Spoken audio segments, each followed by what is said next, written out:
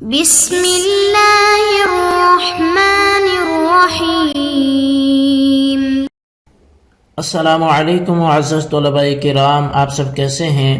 آج ہم تفسیر بیضاوی کے سبق نمبر 37 کو پڑھیں گے۔ آج کے ہمارے سبق کا عنوان ہے دوسرا قول۔ آج کے ہمارے سبق کی عبارت وقیلہ اسم وضع سے شروع ہوتی ہے۔ آئیے سب سے پہلے عبارت پڑھ کے اس کا ترجمہ کرتے ہیں، اس کے بعد اس کی وضاحت کی طرف بڑھتے ہیں۔ مصنف علیہ رحمہ لکھتے ہیں وقیل اسم وضع لذوی العلم من الملائکۃ والثقلین، اور کہا گیا ہے کہ عالم اسم ہے جو وضع کیا گیا ہے صاحب علم مخلوق کے لیے، یعنی ملائکہ اور جن و انس کے لیے۔ وَتَنَاوُلُهُ لِغَيْرِهِمْ عَلَى سَبِيلِ الْاِسْتِتْبَاعِ، اور اس عالم کا دوسری مخلوقات کو شامل ہونا یہ طبعاً ہوگا۔ وَقِيلَ عُنِيَ بِهِ النَّاسُ هَاهُنَا، اور کہا گیا ہے کہ اس مقام پر عالمین سے مراد انسان ہیں۔ فَإِنَّ كُلَّ وَاحِدٍ مِّنْهُمْ عَالَمٌ، بس بے شک ہر انسان ہی جو ہے وہ عالم ہے۔ مِنْ حَيْثُ أَنَّهُ يَشْتَمِلُ عَلَى نَظَائِرِ مَا فِي الْعَالَمِ الْكَبِيرِ من الجواہر والاعراض يعلم بها الصانع كما يعلم بما ابدعه في العالم الكبير،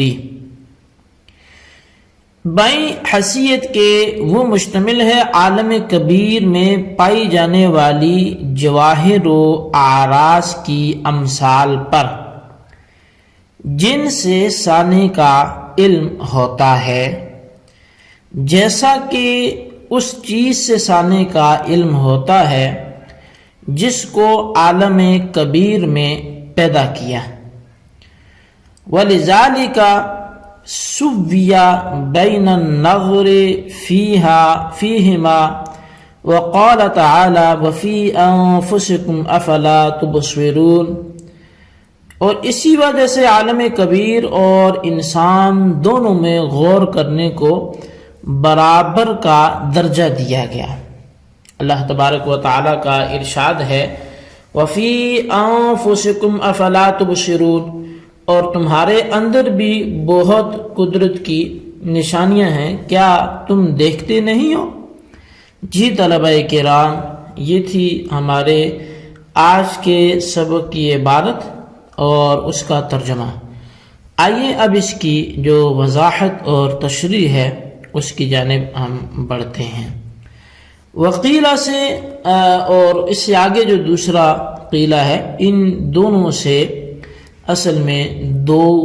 قول مزید عالم کے حوالے سے نقل کر رہے ہیں۔ تو ایک قول تو ہم نے گزشتہ سبق میں پڑھا کہ عالم سے کیا مراد ہے، دو قول یہ والے ہیں۔ تو پہلے جو ابھی یہاں سے ہمارا سبق شروع ہوا قیلہ ہے، یہاں سے عالم کے بارے میں دوسرا قول مصنف علیہ رحمہ وہ نقل کر رہے ہیں۔ چنانچہ دوسرا قول یہ ہے کہ عالم خاص طور سے غالباً وضع کیا گیا ہے جنس ذوی العلم کے لیے، یعنی کہ جو اس کا غالبی اور اغلبی معنی ہے کہ عالم بول کر ہو کیا، وہ ذوی العلم ہیں، خواہ وہ علم والے ملائکہ ہوں یا جنات ہوں یا انسان ہوں۔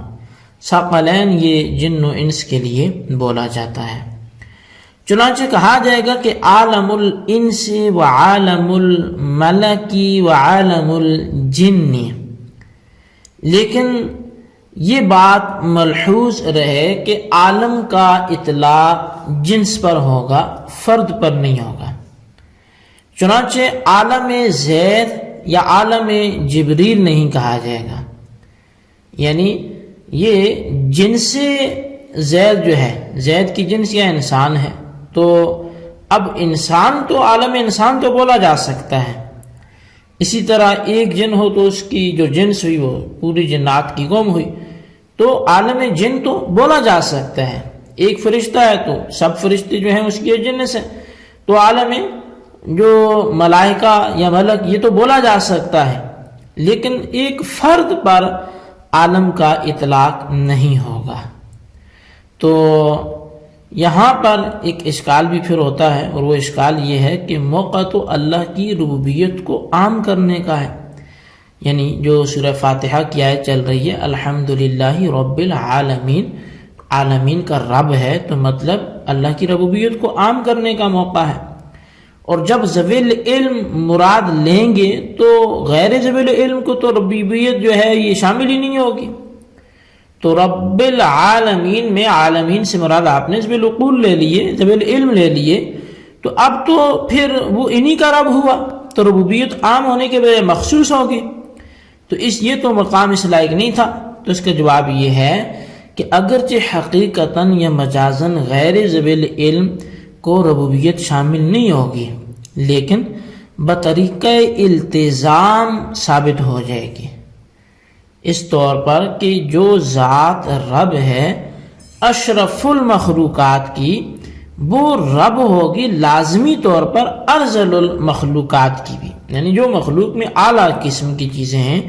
وہ انسان ہوں، وہ جنات ہوں، وہ ملائکہ ہوں، جب وہ ان کا رب ہے تو جو ادنا چیزیں ہیں ان کا تو بدرجہ اولیٰ وہ رب ہوگا۔ اور وعنی بہ الناس سے یہ عالم کے بارے میں تیسرا قول بیان کر رہے ہیں، اور اس قول کا حاصل یہ ہے کہ لفظ عالم اصل کے اعتبار سے تو جمیع ما سوی اللہ کے لیے وضع کیا گیا ہے، یعنی اللہ کے سوا ہر چیز کے لیے وضع کیا گیا، لیکن اس موقع پر خاص طور سے عالم انس مراد ہے، کیونکہ انسانوں کو جمیع موجودات کے منزلہ میں اتار لیا گیا، اس وجہ سے کہ انسان ساری موجودات کا خلاصہ ہے، اور قرآن پاک میں عالم کا لفظ انسان کے اوپر بولا بھی گیا ہے۔ چنانچہ حضرت لوط علیہ السلام کی قوم کو سمجھاتے ہوئے اللہ تبارک و تعالیٰ نے ارشاد فرمایا اتأتون الذکران من العالمین، کہ تم انسانوں کو کی جنس کو چھوڑ کر صرف مردوں ہی کے پاس آتے ہو۔ تو دیکھیں عالمین کے اطلاق انسانوں پر یہاں پر کیا گیا ہے، تو انسان پر اطلاق کی وجہ وہ قاضی صاحب بھی بیان کر رہے ہیں کہ وجہ یہ ہے کہ انسان میں ہر فرد ایک عالم ہے،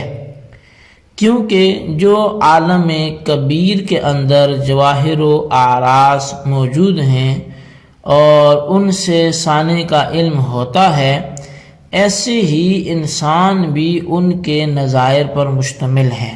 مثال کے طور پر زمین کے قیام کے واسطے پہاڑوں کو اللہ تعالیٰ نے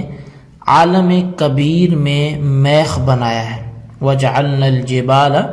أَوْتَادًا، اور ہم نے پہاڑوں کو کیل بنایا، میخیں بنایا۔ ایسے ہی انسانوں کے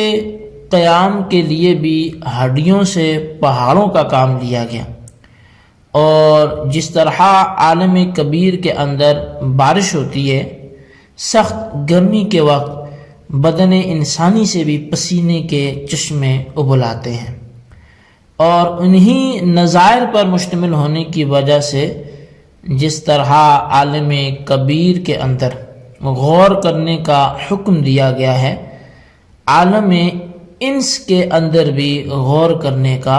حکم دیا گیا ہے۔ چنانچہ اللہ تبارک و تعالیٰ ارشاد فرماتے ہیں وَفِي أَنفُسِكُمْ أَفَلَا تُبْصِرُونَ، اور اپنی جانوں میں کیا تم غور و فکر نہیں کرتے۔ اسی طرح ایک دوسرے مقام پہ کہا جاتا ہے کہ اے انسان تیرے اندر